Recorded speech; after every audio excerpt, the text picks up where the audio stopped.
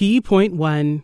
Your thoughts determine how you view life, and that's why you need to learn how to control them.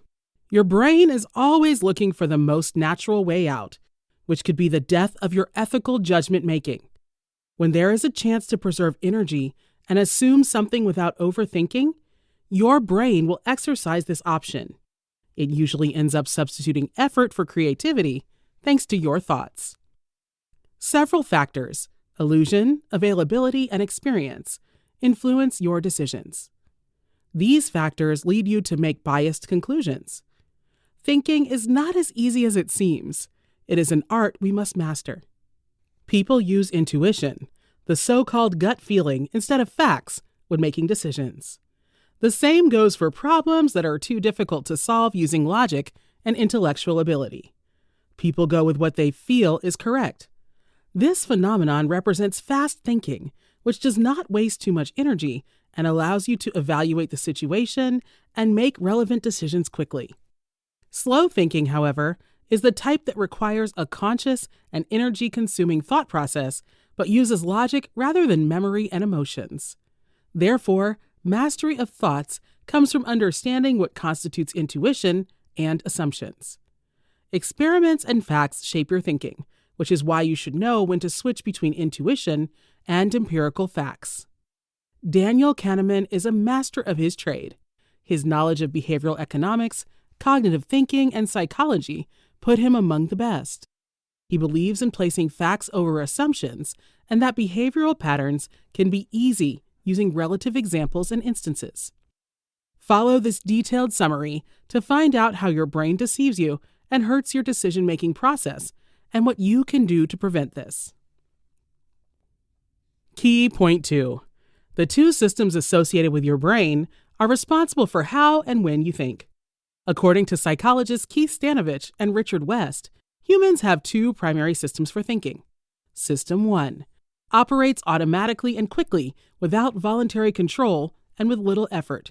System 2 allocates attention to effortful mental activity of any kind.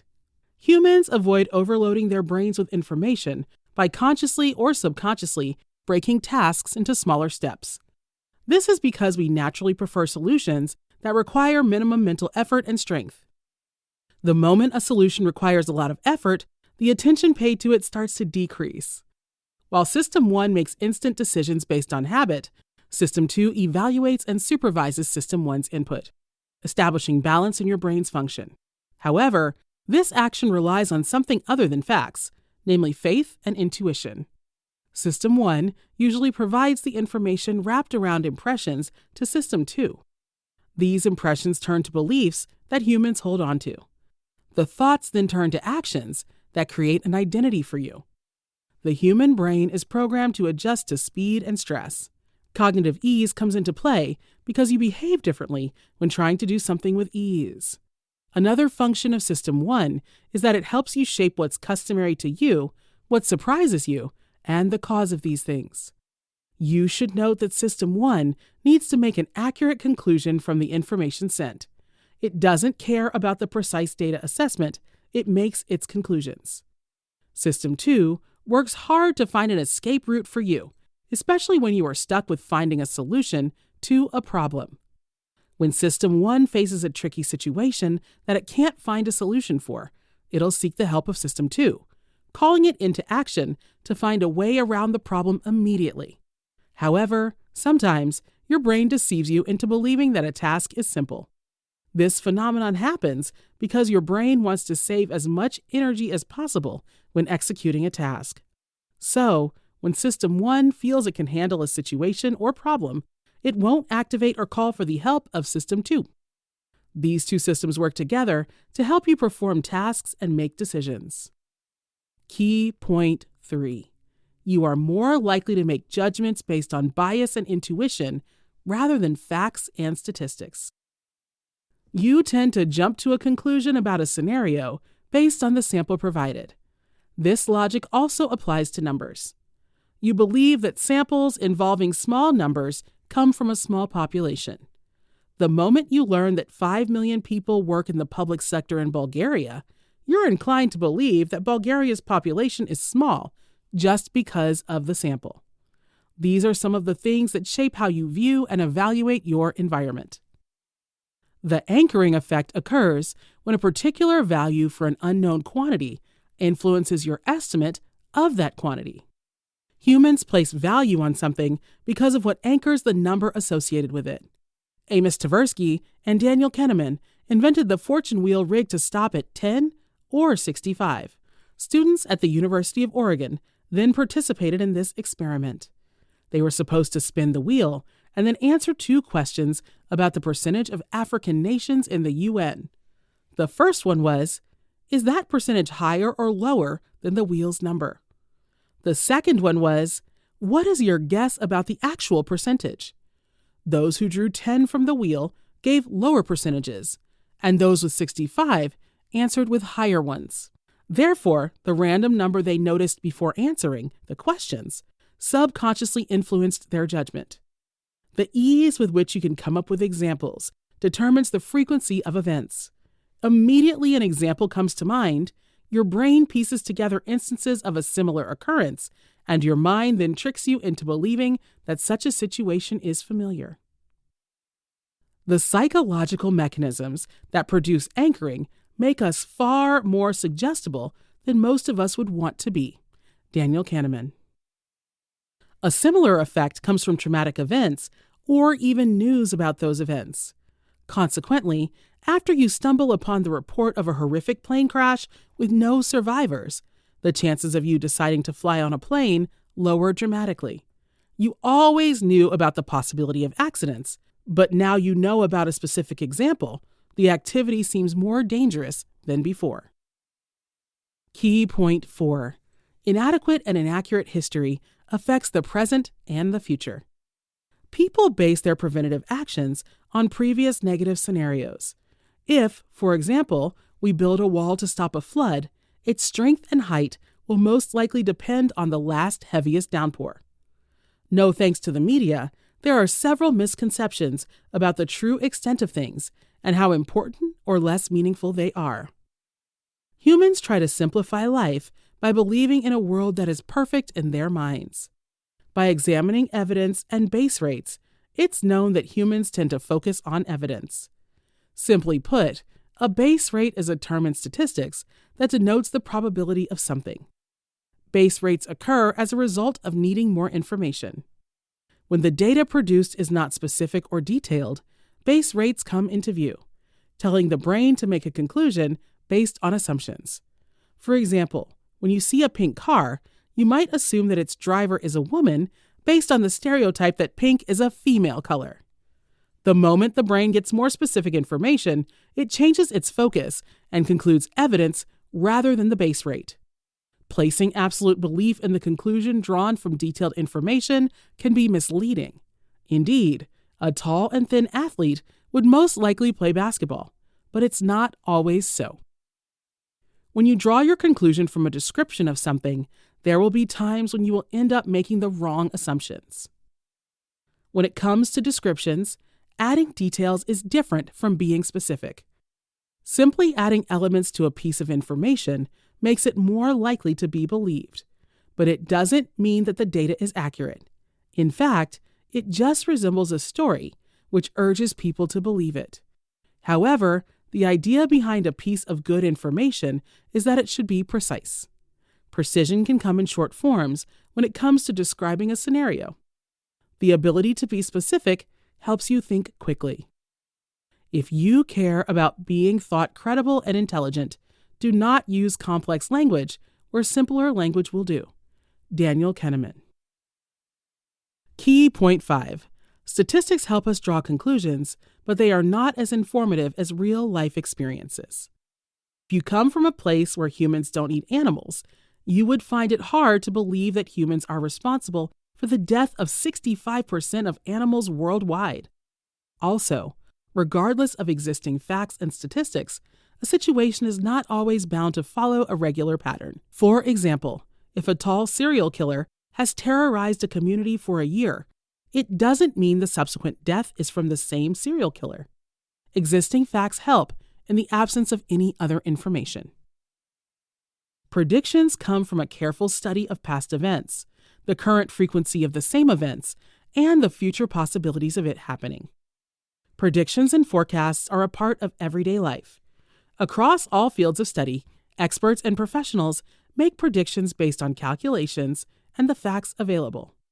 You are even doing it in your personal life. We base some predictions on recent occurrences, experiences, or familiarity. By seeing specific cues, you can deduce what is bound to happen next. However, there are several other things that you can't only predict or forecast by showing bias. To produce unbiased predictions, you must start with the average information available and then gradually work toward getting more data from existing guidelines, statistics, and facts. Correcting your intuitive predictions is System 2's job. System 2 is responsible for the hard work, so it collects information from what you have experienced and what you are experiencing. If not controlled, intuitive predictions can cause problems. It's not easy to stop, but you can resist its dominance by training yourself to identify intuitive predictions. You can control your thinking by maintaining your vigilance against them. The illusion of understanding determines and influences how people view and approach life. People rewrite gathered knowledge to fit certain agendas. This illusion only talks about something that happened while overlooking what didn't.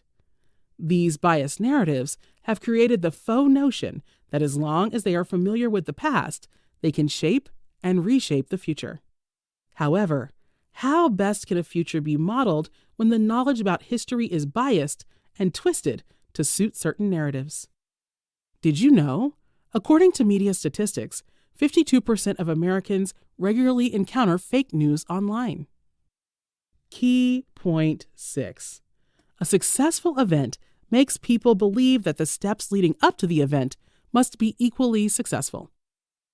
As much as you believe you know your past, most stories you've heard only talk about the event and neglect the preceding steps. Validation comes from belief most of the time. Even though there's little to no evidence, humans tend to validate what they believe because of influence, pressure, and blind faith. When you're confident about something, it doesn't mean that it is right. It only means that since your System 1 has found it easy to process the information, it jumps to conclusions. What you see is all there is, WYSIATI, is an approach employed by System 1 when it wants to do lazy work. The illusion of validation keeps us biased in judgment making. Structured impressions that have a well-planned formula are better than intuition and assumptions. When you have a roadmap that buttresses your images, always take it over your intuition. Instincts give you biased judgments, while formulas give you a guideline for approaching a task. It is okay to trust your basic intuition in typical situations and conditions. However, when you change the environment, you should become more careful and rely on facts. Change of environment means you have to learn new things, and since your intuition is primarily based on stored information, it won't be advisable to rely on it. Even though we plan, initiate, and execute projects based on facts and stories available from the best-case scenario, it is not the only one worth studying. Carefully evaluate many conditions to plan successfully. Optimism as a defense mechanism against doubt is an art form. Having disregard for doubt breeds confidence as well as overconfidence. The best thing to do is to moderate your optimism by employing the pre-mortem tactic. The pre-mortem tactic allows you to assume that a project has failed. By pretending it did, your brain works continuously to discover why it happened. In doing so, you can explore probable faults and loopholes that you can fix. Key point 7. Your decisions are affected by memories and the desire to avoid loss. As we've seen earlier, simple evaluations of a situation are the work of System 1, while careful assessment and comparison are the work of System 2. These are two selves, the experiencing self, the remembering self. The remembering self is associated with System 1, as it automatically forms memories, while the experienced self represents System 2, which rules our conscious thinking. These two selves work hand in hand when it comes to making decisions. The experiencing self helps you decide whether you like an experience, and the remembering self focuses on your reaction when you first encounter it. People tend to disregard the backgrounds and focus on memories, which may not accurately represent the reality of what happened and may lead to flawed decisions. Your memory doesn't care about the duration of the event. It only focuses on your feelings. For instance, imagine you went on a trip with your friends. You had lots of fun, discovered new places, and felt blissful. But then, as you were walking around the city, someone pushed you to the ground and stole your phone. You felt angry, frustrated, and sad. Even though the whole trip before that moment was perfect, the intense feelings you got during that one negative occurrence tainted your memories. Regardless of how recent, your personal experiences and memories are only somewhat reliable in decision-making. Regarding taking a risk and examining loss, we always look for the safest bet regardless of the probable outcome. When it comes to gambling, you are unwilling to take risks because when the probability of a loss is higher than that of a win, you instinctively want to avoid it. Humans are always more particular about avoiding losses than working hard to secure gains. As long as there is a chance for a loss, the brain begins working toward avoiding it. Adopting risk policies to guard against loss is helpful, but it's not good to exaggerate it. See a decision as one of the numerous options available to you. Don't automatically dismiss an option because it contains potential loss. Since rewards and punishments mold your reaction and motivate your actions, you should pay attention to them. Conclusion: your thoughts are a combination of many events that shape your life. You'll easily make better decisions when you control how well you think. Understanding your two systems and training yourself to control your thoughts gives you an advantage. Many people suffer from the inability to think well or understand their thoughts. Your thoughts heavily influence your actions. If they are incorrect, there are many ways you can recalibrate your life. You can start by being precise anytime you have to describe something. You can also decide to focus more on evidence than bias. Thus, you will open your mind to many other options to make better choices. Clear thoughts creates more opportunities for you in your personal and work lives. Knowing how to switch between fast and slow thinking gives successful people the edge over others. You can succeed at many things once you know how to use your thoughts to influence your actions and decisions. There's no magic recipe for success. You need maximum focus, determination, and the right mindset. Your thought process affects all of these. Try this. Discover your thought process, evaluate your judgments about people, and see if you are making a reasonable conclusion. If yes, maintain it. If not, focus on working on your bias by seeing beyond your intuition.